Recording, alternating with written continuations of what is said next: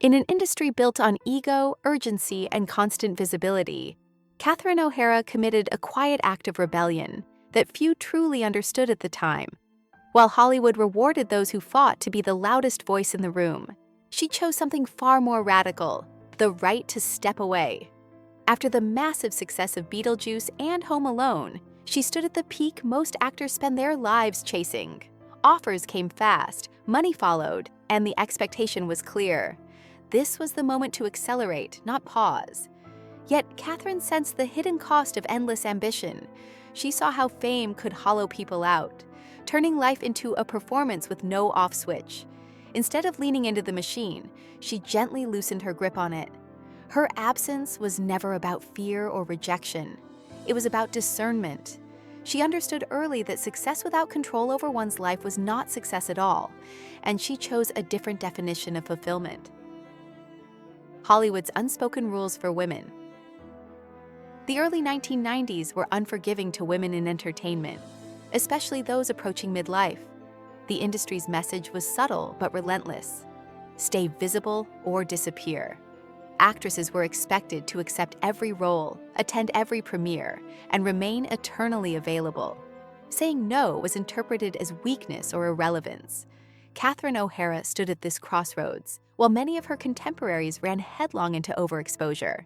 As the most recognizable on-screen mother in America, she was poised to become a dominant comedic lead, but instead of racing against time, she questioned the rules themselves. Why should longevity require constant self-erasure? Why should ambition demand personal sacrifice without limits? Catherine did not rebel loudly or publicly. She simply declined to play by rules that felt incompatible with the life she wanted. In doing so, she challenged a system that measured worth by visibility rather than substance, especially for women whose value was too often tied to youth alone. Marriage, motherhood, and a non-negotiable choice. In 1992, Catherine married production designer Bo Welch, and soon after, their lives shifted in ways Hollywood rarely applauds.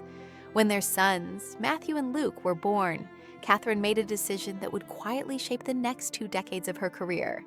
She set an internal, unwavering rule: she would not take work that required long separations from her family.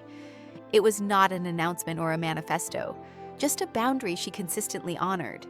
To the outside world, it looked like a career slowdown. To Catherine, it was clarity. She refused to outsource motherhood or experience it through hurried phone calls and missed milestones. This decision cost her high-profile roles and frustrated agents. But she never wavered. She understood that certain seasons of life demand presence more than recognition. In choosing her children over constant acclaim, she protected not only her family, but also her sense of self. The quiet brilliance of working off-screen, Catherine O'Hara never truly disappeared. She simply changed form. During the years often described as a gap in her career, she redirected her talent toward voice acting, a medium that offered both creative fulfillment and personal balance. Roles like Sally in The Nightmare Before Christmas allowed her to explore emotional depth without sacrificing time at home. A recording booth did not demand red carpets, press tours, or extended travel. She could work during the day and still be present for dinner, homework, and bedtime stories. This choice reflected a deeper philosophy. Artistry did not require spectacle to be valid. While others equated success with constant exposure, Catherine invested in sustainability. She preserved her creative energy rather than burning it out. What many mistook for retreat was actually restraint, a strategic refusal to let the industry dictate the rhythm of her life or the terms of her motherhood. A love story built away from the noise behind Catherine's confidence in stepping back stood a partnership rooted in mutual respect rather than ambition. Her relationship with Bo Welch began on the set of Beetlejuice, a chaotic world where their temperaments quietly balanced each other. While Catherine thrived in performance, Bo preferred creation behind the scenes, designing worlds rather than inhabiting them.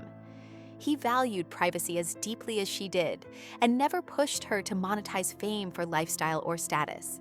Their marriage became a sanctuary, not a brand. Bo understood that Catherine's brilliance was tied to her sensitivity, and that protecting her inner life mattered more than chasing prestige. Together, they chose normalcy in an industry allergic to it. Their home was not a stage, but a refuge, where Catherine could shed characters and simply be herself. That shared commitment made her choices sustainable, not sacrificial.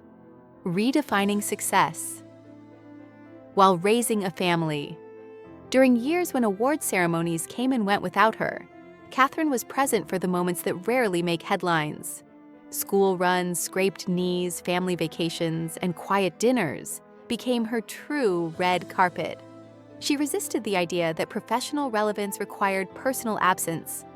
Instead of viewing motherhood as a detour, she treated it as a role worthy of full attention. This perspective ran counter to Hollywood narratives that frame caregiving as a career liability.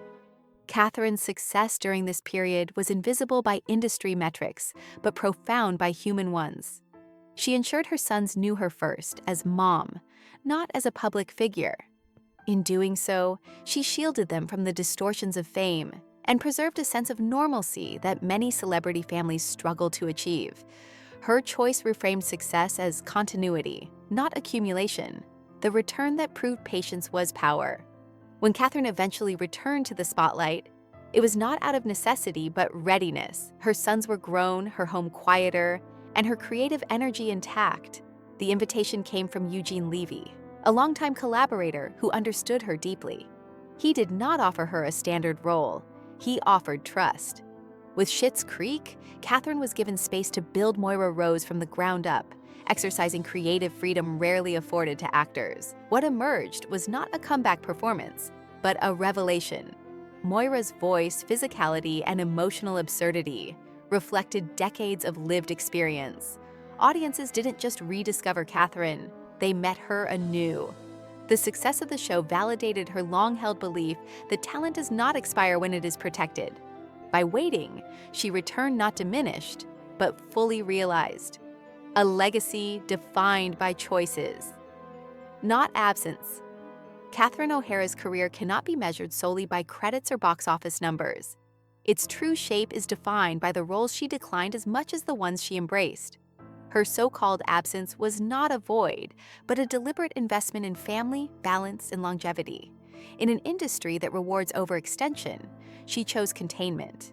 In a culture obsessed with visibility, she valued connection.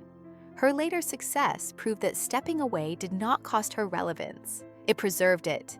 She returned to acclaim without resentment or regret, because her life outside work was whole. Catherine demonstrated that it is possible to honor ambition without surrendering humanity.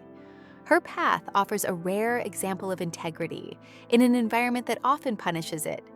She did not disappear from Hollywood. She simply refused to let it consume her. The quiet lesson she leaves behind. Catherine O'Hara's story offers a powerful counter-narrative to the myth that greatness requires constant presence. She showed that fulfillment comes from alignment, not acceleration. By choosing family during her most bankable years, she redefined what it means to have it all. She had a rich career, a lasting marriage, and a grounded family, not simultaneously, but intentionally. Her life reminds us that timing matters, that seasons change, and that stepping back can be an act of courage rather than fear. Catherine proved that talent deepens when paired with lived experience and love. Her laughter continues to echo not just because of her performances, but because of the values behind them. She played the long game with grace, patience, and clarity.